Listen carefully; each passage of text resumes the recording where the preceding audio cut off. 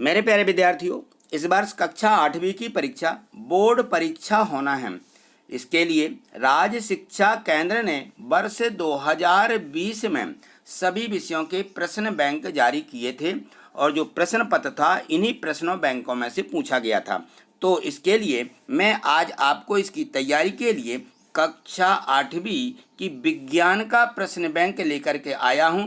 तो देखिए, इसे हम देखते हैं और समझते हैं। देखिए, तो यहाँ देखिए जो ये प्रश्न दिए गए हैं बोर्ड परीक्षा, तो ये जो प्रश्न 1 से लेकर के जो प्रश्न दिए गए हैं, ये विज्ञान की प्रश्न बैंक के जो भाग 1 है, भाग 1 में आप इन सभी प्रश्नों के उत्तरों को देख लीजिए, समझ लीजिए। मैंने इनको सभी को वहाँ पे समझा दिया है। तो आगे देखिए, इसके जो आगे और प्रश्न दिए गए हैं, उसके आगे के प्रश्न आज हम इस वीडियो के माध्यम से समझेंगे। तो देखिए, इनके आगे के प्रश्नों को हम देखेंगे। ये सभी जो प्रश्न हैं, ये सभी प्रश्न आपको इसी विज्ञान की वीडियो के भाग 1 में आपको वहाँ पे ये मिल जाएंगे। तो यहाँ आगे के प्रश्नों को हम आज देखते हैं। तो इसमें देखिए जो प्रश्न दिए गए हैं, इनको देखिए। यहाँ देखिए प्रश्न है, इसको पढ़िए। इसमें लिखा है कि मैं एक कोशिकांग हूँ, मुझ में प्रकाश संश्लेषण की क्रिया होती है, बताओ मैं कौन हूँ। तो प्रकाश संश्लेषण की क्रिया किसमें होती है?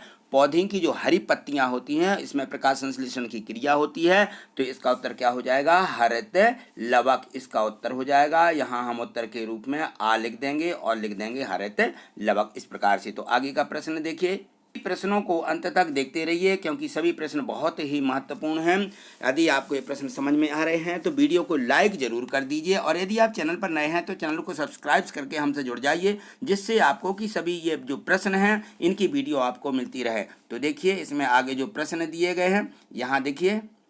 तो यहाँ देखिए जो प्रश्न दिया है कि लुप्त प्राय प्रजातियों के बारे में कौन सा कथन असत्य है। तो यहाँ देखिए इसमें दिया है आमे की उनकी संख्या में काफ़ी कमी आ गई है, ये तो सत्य है। वे निकट भविष्य में विलुप्त हो सकते हैं, तो ये जो निकट भविष्य में विलुप्त हो सकते हैं, ये कथन बिल्कुल सही है, क्योंकि वे इनकी जातियां कम होती जा रही हैं और निकट भविष्य में आगे जो है ये विलुप्त हो सकते हैं। तो हम यहाँ उत्तर में लिख देंगे बा, इस प्रकार से इसको लिख देंगे कि ये निकट भविष्य में ये जातियां विलुप्त हो सकती हैं। ठीक, अगला प्रश्न देखिए। सभी प्रश्नों को अंत तक देखते रहिएगा, क्योंकि जब ही आप परीक्षा देने जाते हैं तो इन सभी प्रश्नों को एक बार जरूर दोहरा के जाइए, जिससे कि आपका पेपर आपसे अच्छे से बन सके। तो यहाँ इस प्रश्न को देखिए। इसमें लिखा कि निम्न में से किसकी संरचना अक्रिस्टलीय है। तो जो अक्रिस्टलीय है ये होता है काजल, ये कोई क्रिस्टलीय नहीं होता। तो यहाँ लिख देंगे हम उत्तर में बा में लिख देंगे काजल। ठीक है, अगला देखिए प्रश्न क्रमांक 48। इसमें दिया है कि जलीय दस्त होना निम्नलिखित रोग का लक्षण है। तो जल के समान यानी बिल्कुल पतले दस्त हो जाते हैं, तो अपन क्या कहते हैं उसको? हैजा हो गया, हैजा। तो इसमें उत्तर में लिख देंगे हम बा और लिख देंगे हैजा। ठीक है, अगला प्रश्न देखिए।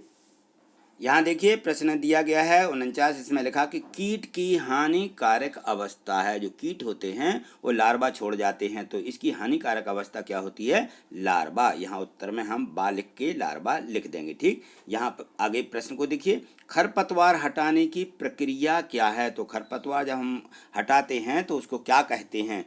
तो उसके लिए हम कहते हैं निदाई। ठीक है ना, तो इसमें लिखा हुआ है निराई, तो ये सही शब्द है निराई। हम निदाई निदाई बोलने लगते हैं, तो यहाँ हम उत्तर में लिख देंगे बा और लिख देंगे निराई। ठीक, अगला प्रश्न देखिए। यहाँ देखिए प्रश्न है, इसमें दिया गया है कि हाइड्रा में प्रजनन होता है। तो हाइड्रा जो होता है उसमें प्रजनन मुकुलन द्वारा होता है। तो ये देखिए आ में दिया गया है मुकुलन द्वारा, तो यहाँ उत्तर में हम आ लिखेंगे और लिख देंगे मुकुलन द्वारा। ठीक, प्रश्न क्रमांक ये 52 दिया। इसमें देखिए, इसमें लिखा है कि थर्मोसेंटिंग प्लास्टिक है। तो जो थर्मोसेंटिंग प्लास्टिक होता है, थर्मोसेंटिंग, ये बैकेलाइट होता है। तो यहाँ पे देखिए हम बैकेलाइट को लिख देंगे, प्रश्न ये सा, और यहाँ उत्तर में लिख देंगे बैकेलाइट। ठीक, अगला प्रश्न देखिए।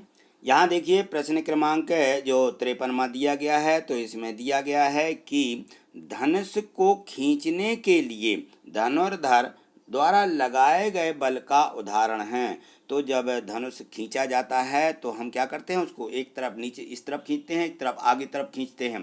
तो इस बल को क्या कहते हैं? अब देखिए इसमें लिखा गुरुत्व बल। गुरुत्व बल कहाँ से होता है? ये तो पृथ्वी में होता है। चुंबकीय बल चुंबक में होता है। असंपर्क बल कोई बल नहीं, तो ये नहीं, इसमें हो जाएगा पेशीय बल, क्योंकि इसमें हमारी मांसपेशियां क्या होती हैं, एक दोनों तरफ खींचती हैं। तो ये धनुर्धर जो होता है इस प्रकार से उसमें लगने वाला जो बल है वह कहलाता है पेशीय बल। तो उत्तर में हम लिख देंगे दा और लिख देंगे पेशीय बल।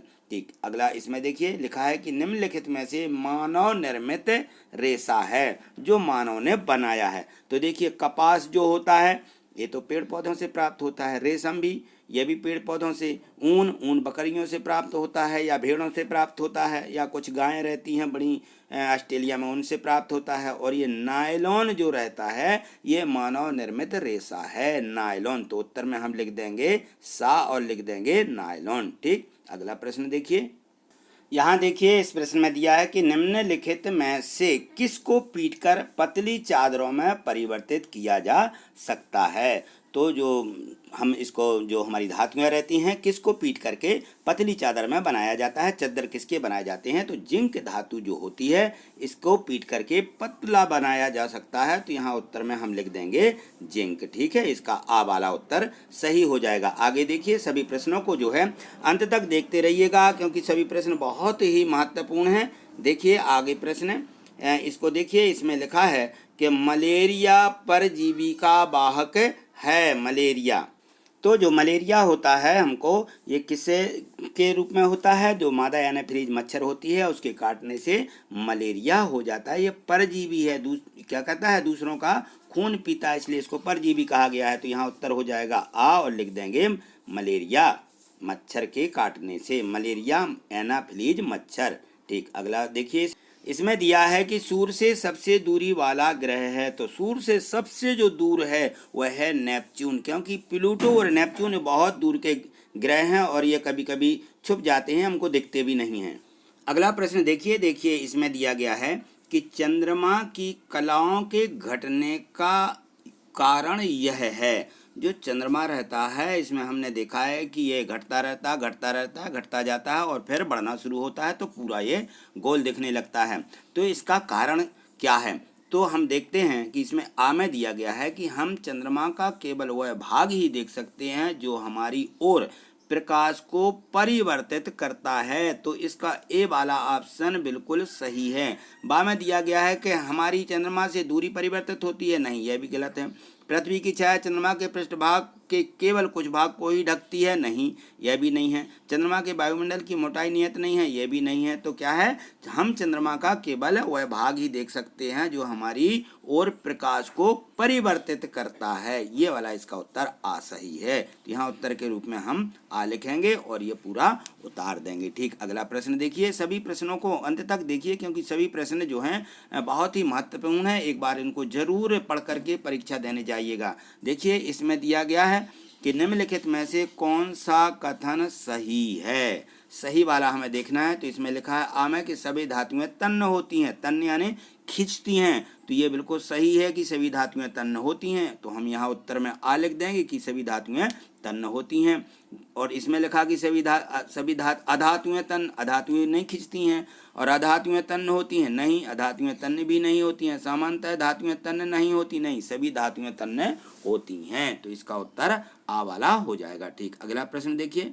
यहाँ देखिए प्रश्न दिया गया है 60। इसमें दिया है कि फसल की बुवाई में उपयोगी कृषि औजार है। तो जो फसल की बुवाई होती है किससे होती है? सीड ड्रिल से होती है। तो यहाँ सी दा में दिया गया है सीड ड्रिल, ये सही है। हल से नहीं होती, थ्रेसर से नहीं होती और रहट से नहीं होती है। तो यहाँ में लिख देना सीड ड्रिल से फसल की बुआई होती है। ठीक, अगला प्रश्न देखिए। इसमें दिया है कि अमीबा में प्रजनन होता है। तो अमीबा होता है जो टूटते जाते हैं और इनमें प्रजनन होता जाता है। तो इसका बा वाला उत्तर सही है, विखंडन द्वारा। विखंडन होना यानी टूट जाना। ठीक है, तो इसको हम यहाँ उत्तर में लिख देंगे बा और लिख देंगे विखंडन। ठीक, अगला प्रश्न देखिए। इसमें दिया है कि किस रेशे का तार इस्पात के तार से अधिक प्रबल होता है।